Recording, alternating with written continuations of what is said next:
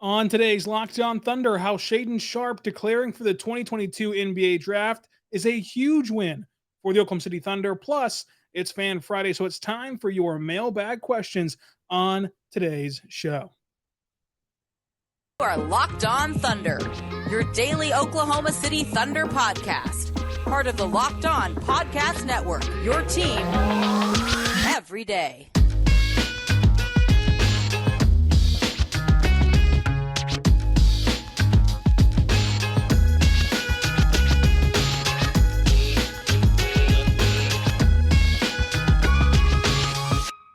Let's get it going on the Locked On Thunder podcast, on the Locked On Podcast Network, your teams every day. I'm your host, Rylan Stiles. You can follow me on Twitter at Rylan_Stiles. Follow the show on Twitter at LOThunderPod. Email the show, LOThunderPod@gmail.com. On today's show, we're going to dive into Shaedon Sharpe declaring for the 2022 NBA Draft and how awesome that is for the Thunder and a massive win for this draft class. Plus, it's your questions on this Fan Friday. We got questions about the rebuild, who's closer to being back to the playoffs, the Pistons or the Thunder, and which players are rising up draft boards in the early process of the NBA draft.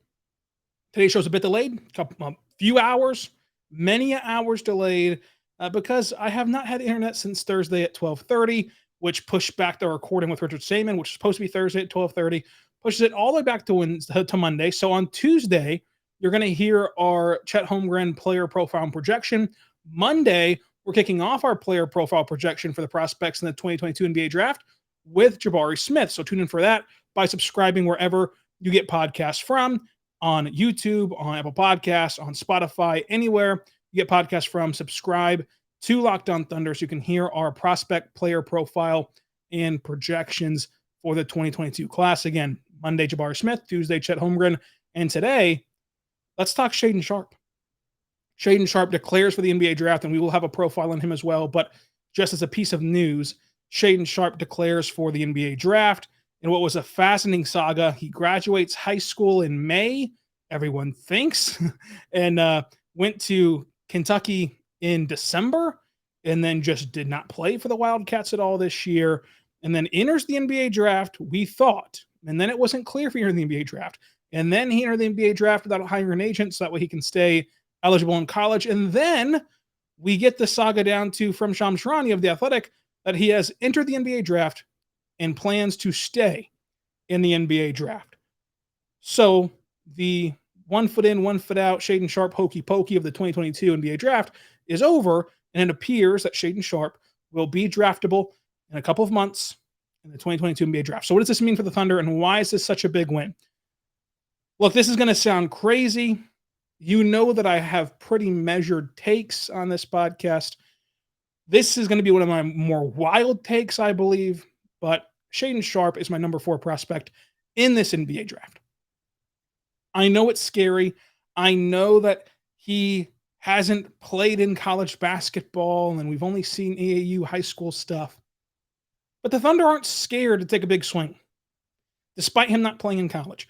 The last Thunder player to play in college that the Thunder drafted with their first draft pick in a class is Domantas Sabonis.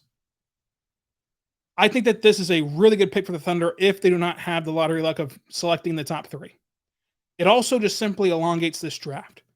With the fear that the Thunder pick could fall, down to 6 and could just be, not in the top 3, much less not even at 4, where you are supposed to be slotted at right now. The pick could technically fall all the way to 8 with a 2.2% chance, could fall to 7 with a 16.7% chance, and of course at 6 with the highest odds at 26% chance of falling to 6. So this just stretches out the talent pool that you think could, hypothetically be NBA stars.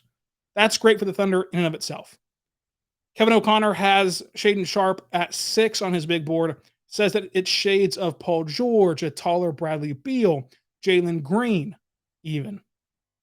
Shaedon Sharpe is a 6'6" wing that's 175 pounds, 19 years old. And again, I'm just not scared of Shaedon Sharpe, because if you don't get the luck of drafting in the top 3, you have to be able to take and be comfortable taking huge swings that could swing you into contention. It could swing you into a dynasty, but it also could set you back a year or two. The thing with the Thunder is by compiling historic draft capital, you've set yourself up to where you can afford a miss here and there. As long as it's a miss that's trying to put you on the right path of getting a top tier player, which Shaedon Sharpe can be. He's a great athlete. He can shoot. He can create for himself. I think that if he nails the interview process, if he nails the private workout process, the Thunder, I think, will and should evaluate him at pick 4 if they're landing there, or 5 or 6 or wherever they land. Because Jaden Ivey is not a perfect traditional fit with this Thunder team. While he's still a great player and while he's my number 5 prospect, he's not a clear-cut fit for the Thunder. I think Shaedon Sharpe might fit better with what the team's trying to do. And that's a lot of ifs, right? You have to impress this Thunder team in Sam Presti from a cultural fit. You have to show your improvement because we haven't gotten to see you play since high school in these private workouts. But again, the Thunder took Pokusevski. The Thunder took a swing on Darius Baisley, on Terrence Ferguson. And while those were lower stake swings, those weren't top 5 swings, top 6 swings, top 10 swings, while those did not have the impact this swing would, it just shows that there's no fear if you truly believe something can pan out. And sometimes you're going to be wrong. But he's a Canadian. He's a quote-unquote Kentucky guy. He's already gotten a shout-out from Shay on Twitter before. Of course, Shay going to Kentucky and also being a Canadian. And to me, when you're working on what we have for Shaedon Sharpe, when you're working on the film we have, when you're working on the data we have with Shaedon Sharpe, the only true negatives is the fact that he's unknown. And in my opinion, that should not be enough to deter you, and it's not enough to deter Sam Presti from taking a player if you feel like that player can play. While it's a very confusing saga, while it's untraditional, while it's not something that we predicted to happen, the only drawbacks to his game, a guy in which is being compared to shades of Paul George and a taller Bradley Beal and Jalen Green by Kevin O'Connor, who I think is the most respected draft mind out there. The only drawbacks we have is, sometimes he falls asleep on defense, and sometimes he has bad shots, and sometimes, he gets caught napping off ball, right? Those are the main takeaways from this game in a negative concept. We explain those takeaways away, or at least I do, for college kids all the time. Now put Shaedon Sharpe, this ultra athlete, this NBA talent, this lottery pick without stepping on a college floor. You put him in an AAU game, you put him in a high school game. Of course he's not going to be engaged. Of course he's going to try different things and take bad shots and put it all on him. But as long as he works out with the Thunder well and interviews with him well and can compartmentalize that and can shift his mindset, then the positives are overwhelmingly outweighing the negatives. What do you think on Shaedon Sharpe? Is this a pick the Thunder should make in this upcoming draft? How do you think this saga ends? Are we all aboard the Shams report that he's going to stay in the NBA draft? But I love him, and we're going to do my NBA big board for the lottery, 1 through 14 coming up. Also going to answer your questions as we do every Friday. I got questions about the 30th pick, which is refreshing to not just keep harping on the top pick, and then also which player do I think will be the most improved after a full off season of basketball, and how the Thunder will approach this NBA draft. But we're just getting started on draft coverage. Again, Monday, Jabari Smith profile. Tuesday, Chet Holmgren profile. And we're going to keep it rolling all throughout this draft coverage, getting through every prospect, player profile, and projection that we can until the draft day. And then after the draft, of course, we'll review the draft and get ready for the next season. It's Locked On Thunder, your teams every single day, including in the offseason. So subscribe, of course, wherever you get your podcasts from, including on YouTube, on Apple Podcasts, Spotify, and all that fun stuff. But let's continue this show. But first, I want to tell you right now about your friends over at TrueBill. TrueBill is fantastic, folks. TrueBill is where you want to be, because you need to know something, that these websites and apps and companies create free trial to auto-renew without your consent. It's a business scam to get you out of your money. So do not let these greedy corporations line their pockets with your money. Download TrueBill to take full advantage and control of your subscriptions. TrueBill is a new app that helps you identify and stop paying for subscriptions that you do not need, you do not want, or you simply forgot about. On average, people save $720 per year with TrueBill. Because companies make subscriptions hard to cancel, TrueBill makes it incredibly easy. Just link your accounts and TrueBill will do the rest and cancel your unwanted subscriptions in one tap. Your TrueBill concierge is there whenever you need them to cancel your unwanted subscriptions so you don't have to. TrueBill has over 2 million users. It helps them save up to $100 million like Matthew B., who says, quote, in a matter of seconds, I saved $660 this year on my DirecTV bill. I saved $120 this year on my SiriusXM bill. And this year I saved $840 on my car insurance. So do not fall for subscription scams any longer. Subscription scams are going to try to get you. Don't fall for them. Start canceling today at TrueBill.com/LockedOnNBA. That's TrueBill.com/LockedOnNBA. You could save thousands of dollars a year by going to TrueBill.com/LockedOnNBA. Also want to tell you about our friends over at Built Bar, folks. Built Bar is a fantastic protein bar that tastes just like a candy bar. Go to BuiltBar.com. Use the promo code LOCKED15. Get 15% off of your next order. And folks, Built Bar makes it incredibly easy to do the right thing because they're a protein bar that tastes like a candy bar. They're great for pre-workout or post-workout or even as a meal replacement. But what's the best about Built Bar is that they're a healthy option for you that still has plenty of flavors. A lot of the times doing the healthy thing results in you limiting yourself and eating the same things over and over again and getting burnt out of them. Not with Built Bar. Built Bar has fantastic protein bars with amazing flavors like white chocolate cookies and cream, coconut almond, coconut mint brownie, double chocolate brownie, peanut butter. So many great flavors. And they have 130 calories, 4 grams of sugar, 4 grams of net carbs, and 17 grams of protein. Built.com, promo code LOCK15, 15% off your next order. Built.com, promo code LOCK15, 15% off of your next order.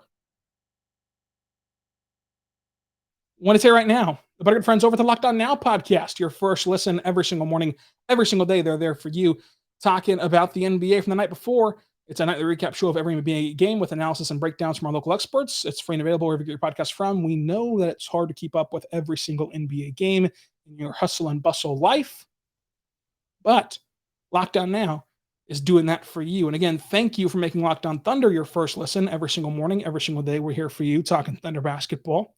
For your second listen, go check out Locked On Now. And remember, our schedule coming up is loaded with player profiles for these prospects starting on Monday with Jabari Smith. Let's talk about my NBA big board heading into the lottery.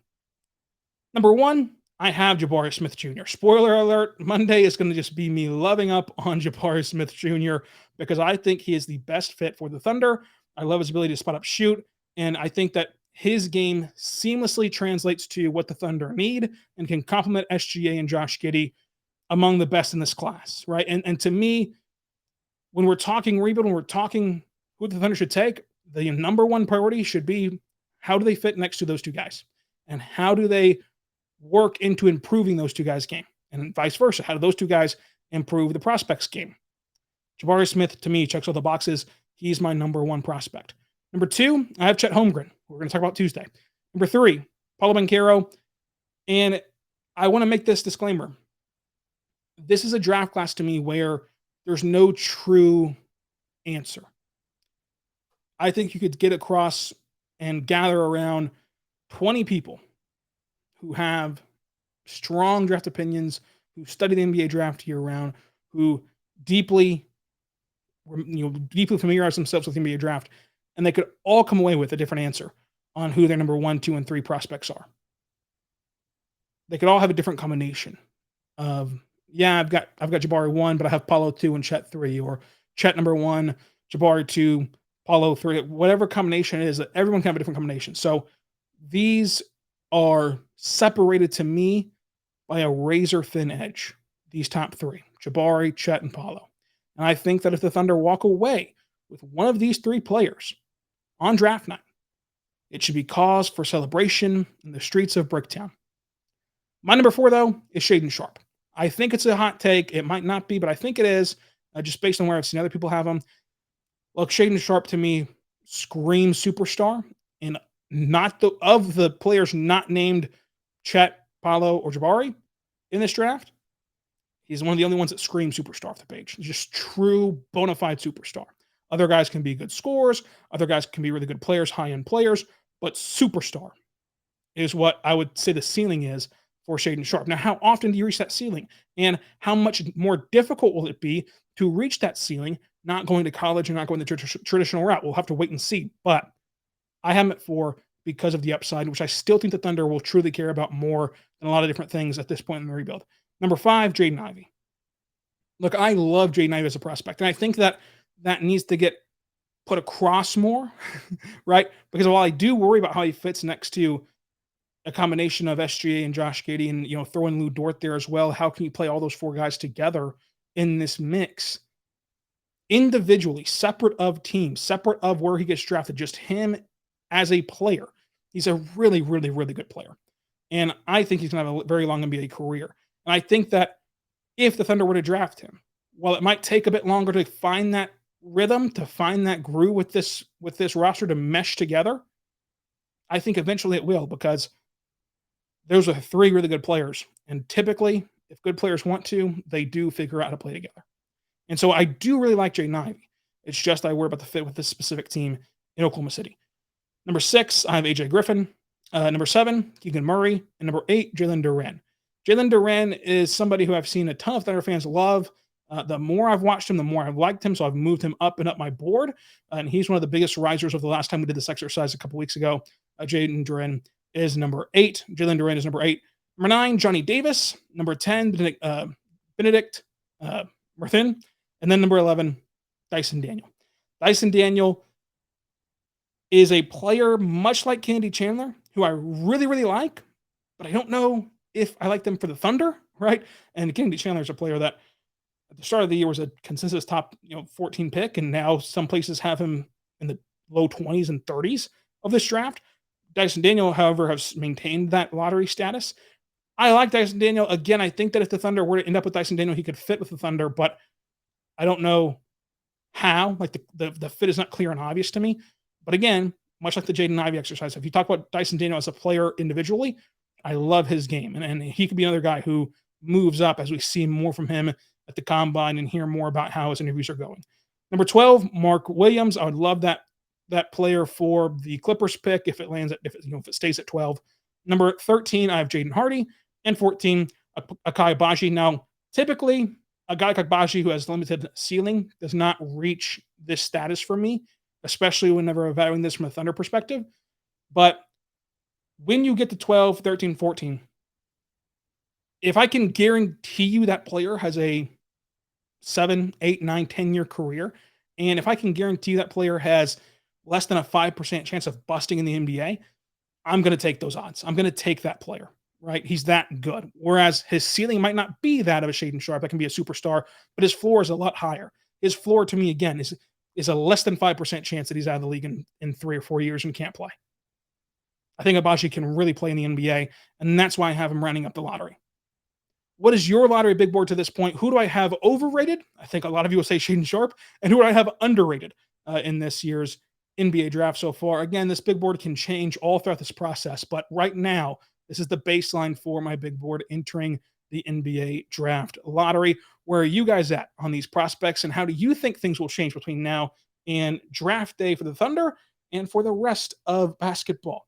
But I do want to tell you right now, my good friends over at Shady Rays, because the Thunder future is so bright, you need Shady Rays. Shady Rays is an independent sunglasses company that gives you the features of a $200 sunglass frame with a fraction of the price. That means you get polarized lenses. That means you get well-constructed, durable frames. That means you get premium, high-end finishes. Also, something you will not find anywhere else is Shady Rays' insane protection program. Shady Rays includes loss and broken protection on every pair. You will get sent a brand new pair if you lose them, no matter what happens to them. Give them a try, and you will not You will not regret it because if you do not love them, you'll pay nothing. It's as simple as that. Plus, 10 meals are donated to fight hunger in America when you shop with Shady Rays. Exclusively for our listeners, head to shadyrays.com and use the code locked on. That's shadyrays.com. Use the code locked on to get 50% off 2 or more pairs of polarized sunglasses. That's code locked on for their best deal of the season. 50% off 2 or more pairs of Shady Rays sunglasses, backed by over 150,000 5-star reviews. We are back on the Locked On Thunder podcast on the Locked On Podcast Network, your teams every day. I'm Rylan Stiles. Thank you for making Locked On Thunder your first listen every single morning, every single day. We're here for you talking Thunder basketball. For your second listen, go check out the Locked On NBA podcast for a breakdown of all things NBA as we head into the postseason, and we're in the midst of the first round, and so many things are happening right now. Locked On NBA should cover from a national perspective, and also if there's a specific series you're very in on right now, follow it by listening to the Locked On podcast that correlates with that team. Locked On Mavericks, Locked On Grizzlies, Locked On Wolves, Locked On Jazz, everything, every team has a podcast. Go check them out wherever you get your podcast from, and subscribe to Locked On Thunder for free across all platforms because we're going to stay 5 days a week throughout the offseason, and you will not want to miss this special Thunder content. We're back, though, and let's end today's episode with Fan Friday with your mailbag questions. The first one from @MavsDraft, who is one player you would love to see OKC take with the Suns draft pick that you could realistically see rising up draft boards to 30. I assume that this question from Richard, who's going to be on our podcast on Tuesday, is asking what second-round player I think the Thunder would swing on at pick 30. This is going to be another hot take. I'm just full of them today, folks. But knowing what we know, right? Last year and throughout this season, I've been all over it, that the Thunder loved Jordan Hall. In my opinion, Jordan Hall is one of the best playmakers in the draft, if not the best pure playmaker in this draft. And the Thunder have been known at the end of the draft, when I say end of the draft, into the first round through the second round, to go get their guy at any cost to ensure they're going to have their player and not wait and risk not having him. I could see Jordan Hall rising up. If the Thunder start to get intel that he's rising from 40 to 32 or 33 before 34, they could just go ahead and say, screw it, let's take him at pick 30 and take Jordan Hall, because the Thunder made it known also that they're going to be comfortable taking all 4 picks and heading into the training camp period with all 4 draft picks and making tough decisions after that. So him getting a first-round contract to me would not shock me by the Thunder if they truly do still love him after the pre-draft process and after his second year at St. Joe's and what all Jordan Hall can bring. He's one of my risers, I think. And then from there, it just depends on where you see different guys mocked and where you see different guys pegged for in this draft. I think that Dieng could move up, and at some places he's in the lottery. In some places he's 34, 35, 36, 37. I think he could rise up. If Patrick Baldwin Jr. slips, that's an easy pick for me at pick 30. I think that Patrick Baldwin Jr. should be a first-round pick and would fit well with the Thunder, especially if you go Jabari Smith with your first pick, and then at 12 you get Mark Williams or whatever. I think Patrick Baldwin Jr. really helps out at pick 30. So there's a lot of interesting options, but again, it just kind of depends on everyone's opinion on the big board right now. From @Kevin Butler, which player do you think will the most improved season following this offseason for the Thunder? With a full offseason, which Thunder player comes back and looks the best or looks the most improved? I just struggle to not say Josh Giddey. And I don't like to say a guy making a leap from year 1 to 2 is the most improved, because players at that stage should be improving by the technicality of the NBA most improved award. I think that the NBA most improved award should go to guys in their 3rd, 4th, 5th, 6th year, not guys 1 to 2. But for the sake of just scoping in on the Thunder, if you believe that Josh Giddey is a very hard worker, which we all do, if you believe that Josh Giddey eats, sleeps, and breathes basketball and wants to get better at basketball, which we all do, if you believe the Thunder have a very good culture of developing talent, which we all do, if you believe Mike Wilkes can be a very good shooting coach for Josh Giddey, which we all do, then I struggle not to say Josh Giddey, because to make a noticeable improvement in his game, where it's easy to see both with the eye test and with the basketball reference page and and just in every facet, stats, eye test, everything, the easiest pathway is Josh Giddey. Because if he improves his jump shot even a little bit, even to league average or just below league average, then it takes his game to the next level. It takes his game to the next step. And that's something that's going to be easily done in the offseason, or could be easily done in the offseason. So I think that he's a guy that sticks out to me as who could be the most improved whenever they return in October for training camp. Also, your take is that the Thunder will draft a defensive-minded player. In terms of grading this take, which I know that I said that I would do for people who send me their takes about the Thunder, it's a solid B or C, just simply because it's not right or wrong. I think that there's no clear answer right now. And there's no right or wrong answer right now for the Thunder. They're not in that stage of their rebuild where you have to go identify this as a player you want, right? They're not so worried about needs, right? Like, technically speaking, they need a center, right? But they're not going to force themselves to take a center with these 4 picks if one is not clearly the best player available, or clearly one of the best players available, that they can get away with it. If they have to take 3 wings and a guard because those are the best talents on the board, I think they'd be comfortable doing that. If they take 3 defensive players and 1 pure bucket, I think they're okay doing that. They're okay taking whoever they think is the best player on the board. So will they want to take a defensive player? Will they prioritize defense? I think yes. But again, it's tough to say either way because of where they're at in the rebuild. From _ Trungley, apologize if I didn't say your username right on Twitter, but in terms of the upcoming NBA draft, who do we end up drafting in the top 3 picks if we want to accelerate the tanking period to kind of make it shorter? And who in the top 3 picks would make that timeline longer?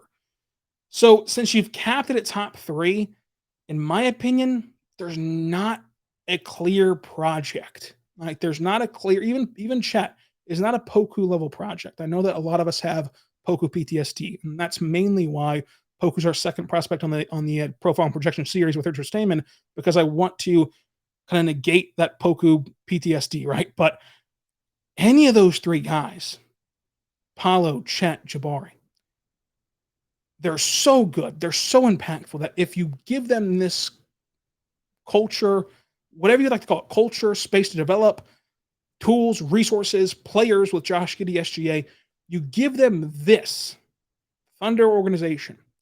They're so good that the timeline will only get smaller. It will not get longer unless they just suck at basketball, right? That's the only thing that can elongate the timeline. If anything, it gets shorter because you are now turning your roster over to the point where you're taking a good player, you're taking out a bad one. You're taking a good player, you're taking out a bad one. That's where the Thunder are at right now, where they're at that point where they've flushed out the roster enough to where every addition they make is subtracting a bad guy, a bad player, or a player that doesn't really fit in the NBA modernly, or however you want to crutch it, right? And you're getting to that point where you're just a really good young team that has to grow together. So I don't think there's a player that would set the Thunder back in the top 3. I don't think there's a player that would make the Thunder a playoff team next year, like Evan Mobley did for the Cavs, and how he helped them immediately. I guess you could see that scenario happening, but to me, the top 3 are all just such good players, and none of them are just clear, like, oh, you got to give him 5 years, or you can't expect anything from him until year 3. Like, all these guys can either burst on the scene in year 1 or 2, or they just won't be productive in the NBA. So, like, to me, there's none of these 3 guys will limit your timeline in a bad way. From at MK32591, hot take: the Pistons will be back in the playoffs sooner than people think, just like OKC. Yeah, I mean, I would give that take a B+, because although it's the Pistons, I love Troy Weaver as a guy to change that organization's identity and culture and make smart decisions with his trades and draft picks. And that's the whole reason why the Thunder wanted Cade Cunningham, right? That's the whole reason why Thunder fans obsessed over Cade Cunningham. You get a guy like Cade Cunningham, and all of a sudden, it's easier to build your roster. Now, imagine Cade Cunningham in OKC with SGA and with the tools the Thunder have, right? So, yeah, I think the Thunder and Pistons are right there in terms of trajectory and in terms of getting back to the playoffs. I think that they're kind of on the same wavelength here, with the Thunder having a small leg up because of the resources of the extra draft picks. And then another hot take from at MK32591. The Mavs are a dark horse to win the West. I mean, depending on that Devin Booker injury, Yeah, I completely agree. Depending on how long Booker's out for, they've looked excellent against the Jazz. They look like they've demoralized the Jazz and broken the Jazz down. And we could see a disastrous offseason in Utah where you trade Rudy, you trade Donovan Mitchell, and you start over, right? But the Mavericks have looked this good without Luka Doncic, and now you're going to put Luka Doncic back in this team that plays really good team basketball and looks totally different than the KP Luka tandem. This is a team that Luka can seamlessly fit into, and these guys can still produce. And so, yeah, if D Book misses next round, I really think that the Mavs could go to the Western Conference Finals, and then from there, anything can happen at that point. The Warriors will be a very tough out. The Suns will be a very tough out. But a dark horse, yes, the Mavericks are a dark horse to me. So I give that take an A+. But that's the podcast for today. Again, Monday, we're going to have a Jabari Smith profile and projection. So let me know where he ranks for you on your big board and your fit with the Thunder. And until then, be good and be good to one another.